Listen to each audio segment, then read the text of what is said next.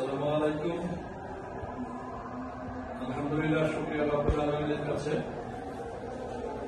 আজকের কার্য দিবসটা আমাদের জন্য ছিল গুরুত্বপূর্ণ,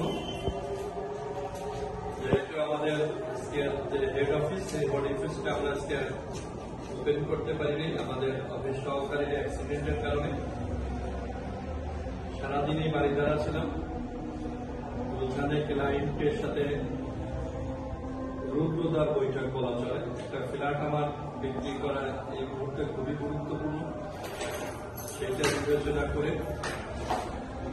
আজকের এই টেকসই মিসিয়ালি টাওয়ারে পূর্ব নির্ধারিত ঘটনা ছিল, যেহেতু আজকে অফিস খুলবো না, আজকে এখানে অফিস হবে।